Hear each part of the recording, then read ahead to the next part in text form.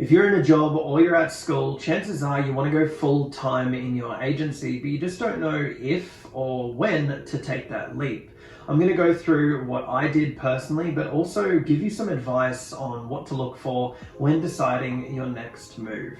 Hey everyone, and welcome back to the channel. If you're new here, like and subscribe. I do post once a week, but I have been doing my best to give you 2 videos a week just to give you guys as much value as I can. All right, so a lot of you are probably struggling to manage your time, but also just not sure what you should do. Do you quit your job to go all in, or do I get a client first and then quit and continue to build it on the side? So I'm sure you've heard it by now. Everyone says you need to stay at your job until you're matching that income with your business or agency. Yeah, now look, that's true and that's sort of the safe option, but it depends on your situation. For myself, I really struggled doing that. So at the start of 2018, I knew what SMMA was, but I didn't know that's what I wanted to do. Anyway, I ended up getting a sales job. I met a guy, started a conversation, told him I wanted to possibly start a business. So he told me I needed to learn sales and that I should come down to Melbourne and work with him and his team for a month. I flew down, and that 1 month role actually lasted 11 months. Anyway, during that time, I was really not sure what I wanted to do. But after looking at dropshipping, Amazon, building a brand, I set my eyes on SMMA because building a valuable skill appealed to me just because I knew if I got good at it, I'd never really need a job again. Anyway, so this was probably like 6 months into the job, and as you know, if you watched any of my videos, I had no clue what I was doing. Like inside the academy, a mentorship program I run, I give everyone a simple, clear framework to follow so they get results within the first few months. But I didn't have that, so I was doing my cold outreach, not knowing anything. I was just really winging it through trial and error, and I'd set some meetings, but they all wanted to talk during business hours, and I couldn't because I had a sales job. That was the most difficult part. There were 2 occasions where I set 2 meetings in person after hours in the 2 prospects' offices, and the mad rush after work, crammed public transport, delays. I was like 30 minutes late to the meeting, and I thought to myself, you know what? If I'm going to make this successful, I can't just have meetings with prospects after 6 p.m. when I get home, because I tried and no one wanted to talk. I knew something needed to change. So I spoke to my manager, they knew what I was doing, and they were very supportive, which I'm very grateful for. And instead of working 5 days a week, I got to work 3 days a week, and we just set some KPIs. They agreed, on the condition that if I missed the KPI even for 1 week, then I would need to go full-time again. Look, considering it was nearly the same as everyone else's monthly target, I was a bit taken back by it, but I really didn't have a choice. This arrangement worked really well for a good month or 2. I set meetings for my agency, but I could never close anyone, but at least I had the time to take the meetings. I felt like I was finally getting somewhere. That was until 1 week I fell 1 sale short of my KPI at the job. They called me into the office and gave me 2 options. I continue to go back to full-time work, or we go our separate ways. I was given a day to think about it, but I told them right then and there I couldn't go back full-time. I was done. Those guys were great to work for. We left on a good note, but yeah, I knew for myself I would be sick if I had to go back full-time. I just mentally couldn't.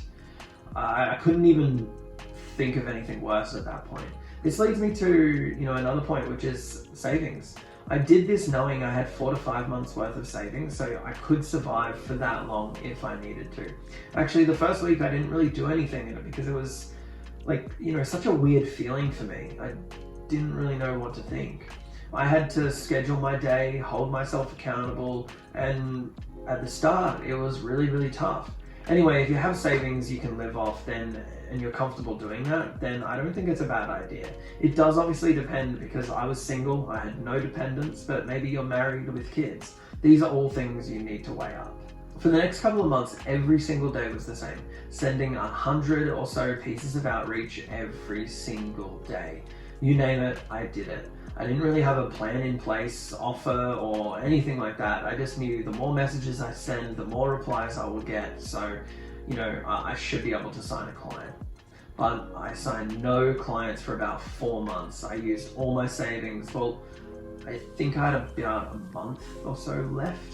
Anyway, I finally signed my first client for $1,000 and I couldn't believe it. So looking back now, it does depend on your situation. If you have tried working full-time and running an agency, but you aren't seeing the success, or you're facing the same issues I was, and you have some money aside, and maybe you live with your parents or whatever it may be. I didn't at that time. I didn't live with my parents. I was living in Melbourne, paying $400 a week in rent. Maybe you do take that leap and you believe in yourself if you have a plan. The reality is you can always get another job if you fail and need the money. You need to be committed to this and want this as much as you need oxygen in your lungs. The biggest piece of advice I would give is learn and be a sponge. If you're at your job, don't just be a cowboy. Absorb the knowledge, learn the skill, be confident, and understand how to run paid ads and understand how to sell effectively. Then, once you know those two things, or at least the fundamentals, you'll have a higher chance of success. Find a mentor or a roadmap, watch my videos, watch how you go from 0 to 5K per month, 0 to 10K per month, and everything you need to start an SMMA in 2022. Those videos will go through exactly what you need to tick off when starting an agency and the skills to learn so you can have a checklist to go through. The other big thing is keeping it simple. Don't overcomplicate things. Go tunnel vision. Become the best at providing one service to one group of people and create an offer so good, people can't say no. I mean, do you realize how many people I could have closed if I had a guarantee or something valuable to sell them other than Facebook ads? That's all you need to do. Create an offer, learn the skill, send as many pieces of outreach as humanly possible each and every day, and you will sign a client.